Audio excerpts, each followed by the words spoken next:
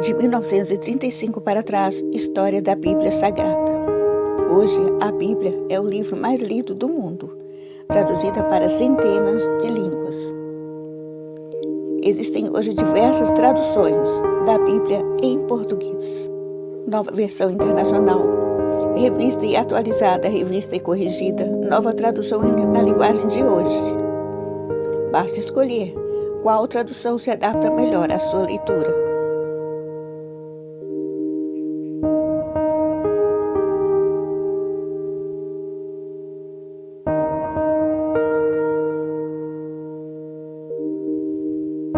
O período histórico da formação da Bíblia situa-se entre o ano 1100 a.C. ou o ano 1200 a.C. até o ano 100 depois de Cristo. Provavelmente a mais antiga parte escrita da Bíblia é o Cântico de Débora, que se encontra no livro dos Juízes. Quando os hebreus chegaram a Canaã, já havia na terra um certo desenvolvimento literário, como por exemplo o alfabeto fenício, do qual se derivou o hebraico, que já existia no século XIV a.C.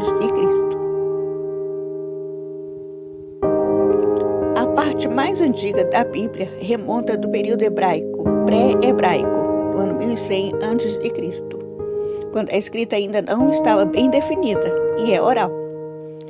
Desde este tempo já se fora criando uma tradição que existia oralmente e era transmitida aos novos pelos mais velhos nas reuniões que havia nos santuários.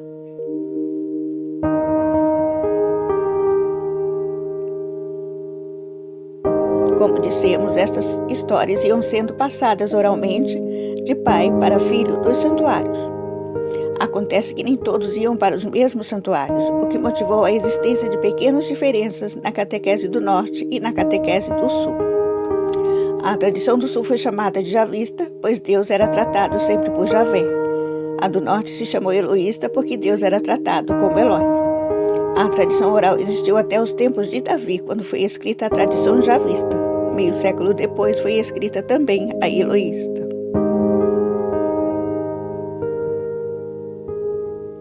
Falamos das duas tradições, uma do norte e outra do sul, mas não existiam apenas estas duas, que são as principais. Há ainda a deuteronômica, encontrada casualmente no ano 622 a.C., por pedreiros que trabalhavam num templo. Corresponde ao livro Deuteronômio da Bíblia atual.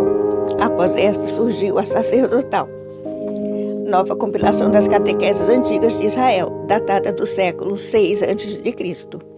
Ao fim, estas quatro tradições foram combinadas entre si e compiladas em 5 volumes, dando origem ao Pentateuco da Bíblia atual.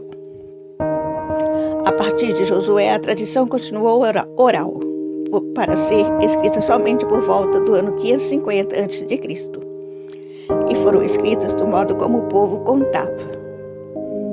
Durante muito tempo, os profetas foram os orientadores do povo de Deus. Os livros proféticos resumem os seus ensinamentos, e na sua maioria foram escritos só mais tarde, por seus seguidores. Passados os profetas, surgiram os sábios que raciocinavam sobre as coisas da natureza, tirando delas ensinamentos para a vida.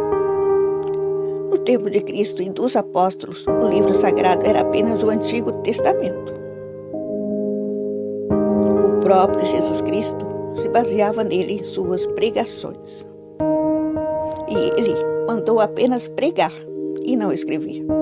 Foi quando a nova tradição oral foi se formando. E após a morte de Cristo, os apóstolos saíram pregando. Mas veio a necessidade de congregar outras pessoas para o anúncio, em vista do grande número de comunidades existentes. Então, começaram a escrever.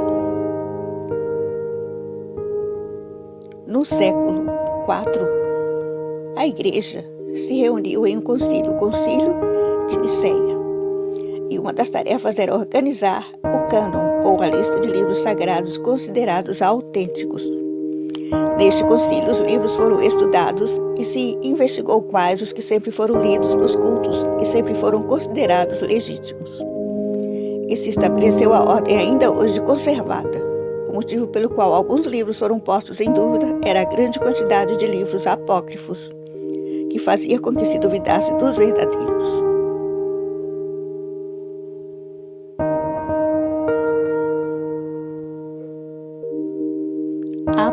Apocalipse. No Apocalipse havia umas tantas coisas intraduzíveis por causa do grego, do latim e do hebraico, o que deu origem às confusões no modo de o interpretarem, errando nas cláusulas deste tabernáculo que tão certo era. E por fazerem confusões de interpretação, compreendiam assuntos diferentes do que estava escrito, e ao transcrevê-los pensavam que o erro era dos papiros, quando era dos que não souberam interpretar o grego, o latim e o hebraico. Não sabiam o que queriam dizer muitas palavras e faziam suposições.